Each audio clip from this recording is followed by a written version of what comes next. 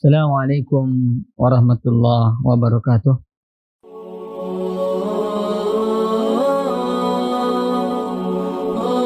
Alhamdulillahirabbil alamin hamdan katsiran tayyiban mubarakan fih kama yuhibbu rabbuna wa yarda. Asyhadu an la ilaha illallah wa asyhadu anna Muhammadan abduhu wa rasuluh. Ikhwan akhwat, Bapak Ibu, sahabat-sahabat syiar yang semoga Allah muliakan.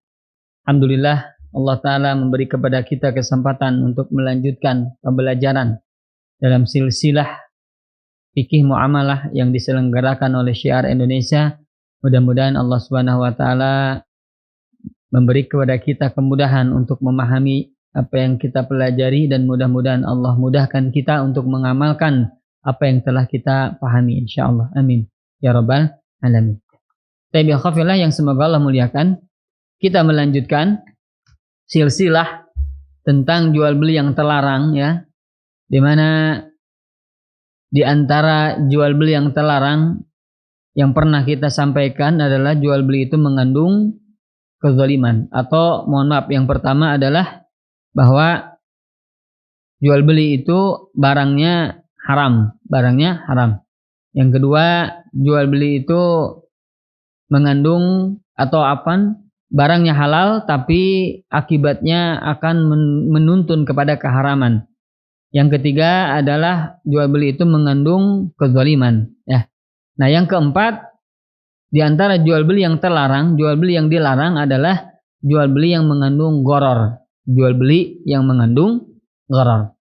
Tayyib khafillah yang semoga Allah muliakan, kata Al-Imam An-Nawawi di dalam kitabnya Syarah Sahih Muslim, beliau sampaikan, ya, bahwasanya an-nahyu an bai'il gharar, larangan untuk melaksanakan jual beli gharar, larangan dalam jual beli gharar, fahuwa aslun azimun an usuli kitabil buyu, adalah pokok yang sangat-sangat agung, pokok yang sangat-sangat besar dari pokok-pokok kitab tentang jual beli.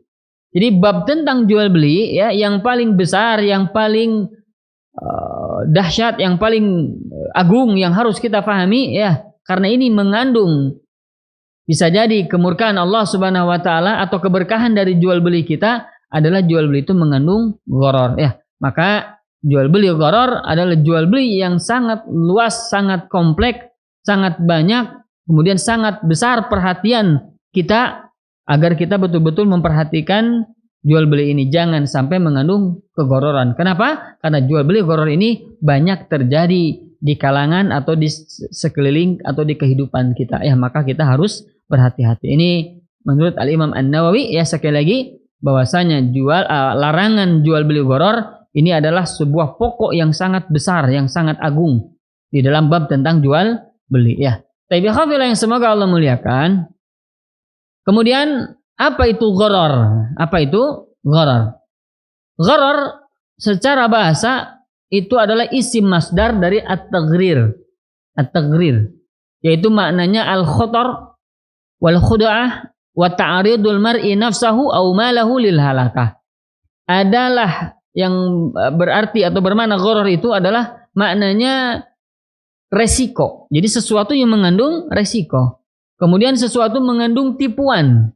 Kemudian sesuatu itu akan menjatuhkan diri kita atau harta kita ke dalam jurang kebinasaan. Ya, jadi khafillah, gharar itu secara bahasa adalah resiko, kemudian dia tipuan, kemudian juga menjatuhkan diri atau harta ke dalam kebinasaan. Itu namanya gharar secara bahasa. Ya. Sementara secara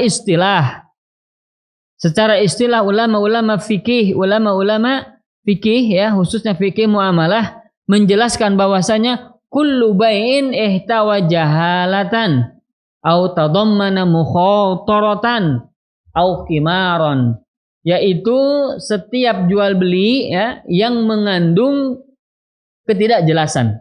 Jadi jual beli yang mengandung ketidakjelasan, kemudian jual beli yang mengandung mukhatarah, resiko yang sangat besar, gitu, ya. Kemudian juga atau spekulasi, au qimaran, atau mengandung judi. Mengandung apa? Judi. Maka ini disebut dengan jual beli gharar. Jadi maka ya khafillah yang semoga Allah muliakan, ya, Sekali lagi, jual beli gharar ya itu mengandung 3 perkara. Pertama, ketidakjelasan, yang kedua spekulasi, yang ketiga adalah judi. Ya khafilah yang semoga Allah muliakan ya. Selanjutnya dalil tentang pelarangan jual beli gharar. Bahwasanya jual beli gharar ini dilarang oleh Allah Subhanahu wa taala ya sebagaimana di dalam surah An-Nisa ayat 29. Allah taala berfirman, "A'udzubillahi minasyaitonir rajim. Ya ayyuhalladzina amanu la ta'kulu amwalakum bainakum bil batil." Orang-orang yang beriman, janganlah kalian memakan harta-harta kalian yang ada di antara kalian bil batil, dengan cara batil. Illa an takuna tijaratan antaradim minkum. Kecuali dengan jalan muamalah, dengan jual beli, dengan tijarah, dengan perniagaan antaradim minkum, yang dimana kalian saling sama-sama ridho ya, maka boleh mengambil uang dengan cara sama-sama ridho ya. Ikhwafillah yang semoga Allah muliakan, disinilah makna jual beli ya, maka tidak boleh mengandung kezaliman, tidak mengandung sesuatu yang jahalah, tidak mengandung ketidakjelasan ya, karena jual beli gharar nanti efeknya akan merugikan orang lain. Kalau sudah merugikan orang lain, berarti ada orang lain atau salah satu pihak yang merasa dirugikan, maka dia akan tidak ridho. Dia tidak akan ridho. Kalau orang sudah tidak ridho, maka berarti jual beli itu adalah jual beli yang mengandung kebatilan, maka tidak boleh kita laksanakan ya. Khafilah yang semoga Allah muliakan. Kemudian hadis Nabi Shallallahu Alaihi Wasallam, kata Nabi bahwasanya hadis Abu Hurairah radhiyallahu anhu, kata beliau bahwasanya naha Rasulullah Shallallahu Alaihi Wasallam an bai'il hasah wa an bai'il gharar. Bahwasanya Nabi Shallallahu Alaihi Wasallam melarang jual beli dengan cara melempar batu ya, dan melarang jual beli gharar. Jadi jual beli melempar batu, insya Allah nanti akan ada pembahasannya di pertemuan selanjutnya insya Allah. Bahwasanya jual beli yang mengandung atau dengan cara melempar batu ini masuk ke dalam jual beli gharar ya, maka Nabi melarangnya ya. Ikhwafillah yang semoga Allah muliakan. Kemudian selanjutnya ya, bahwasanya gharar ini terbagi menjadi 2 bagian. Sekali lagi, jual beli gharar terbagi menjadi 2 bagian. Pertama, gharar yang merusak akad, gharar yang merusak muamalah. Ini yang pertama. Yang kedua, gharar yang tidak merusak muamalah. Jadi ada gharar yang merusak muamalah, ada gharar yang tidak merusak muamalah. Ini ada di dalam al-ma'ayir asy-syar'iyyah ya, Awifi ya, beliau di sana dijelaskan ya, tentang jual beli gharar ya, di mana jual beli gharar terdiri 2 jenis. Pertama, ada yang merusak akad atau merusak muamalah, yang kedua tidak merusak muamalah. Nah, untuk yang merusak muamalah, jual beli gharar yang merusak muamalah ini ada beberapa ketentuan. Yang pertama, ada kaidah, ada ketentuannya. Yang pertama, jual beli yang merusak muamalah, yang pertama an yakunal ghararu fi aqdi muawadatin maliyatin. Bahwasanya yang namanya gharar ya itu terjadi pada akad muawadah, tidak terjadi pada akad tabaruat. Jadi kalau gharar itu terjadi kepada akad muawadah ini pertukaran ya, misalnya jual beli, sewa menyewa, kemudian jasa dan lain sebagainya, ini salah satu akad muawadah. Nah, apabila gharar terjadi pada akad muawadah, itulah yang disebut gharar yang akan merusak muamalah.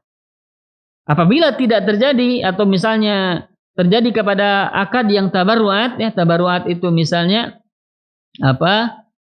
pemberian ya, hibah, kemudian irfaqat ya, irfaqat itu ya derma begitu ya, misalnya hadiah dan lain sebagainya, maka apabila terjadi gharar itu tidak akan merusak dan tidak terlarang insyaallah. Nanti insyaallah akan dijelaskan perincian dan contoh-contohnya insyaallah ya. Jadi sekali lagi, gharar yang merusak muamalah yang pertama adalah gharar itu terjadi pada akad muawadah. Yang kedua, bahwasanya an yakunal ghararu katsiran.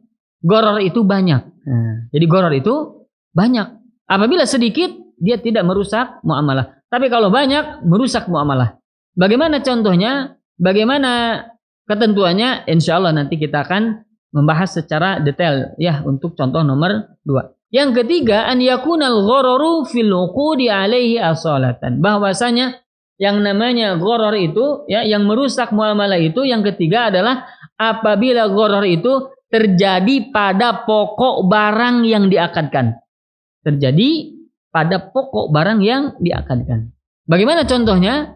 Bagaimana ketentuannya? Bagaimana kaidahnya? Insya Allah kita akan paparkan di dalam pertemuan selanjutnya tentang contoh-contoh yang berikut yang tadi dijelaskan. Yang keempat, di antara gharar yang bisa merusak muamalah adalah yang keempat, an la tad'ual hajatu al-mu'tabaratu syar'an ila al-'aqd al-mushtamal ala ghararin. Ya, bahwasanya gharar itu tidak boleh. Gharar itu akan merusak merusak muamalah ya, merusak muamalah apabila gharar itu terjadi ya pada sesuatu yang tidak ada kebutuhan masyarakat terhadap sesuatu tersebut.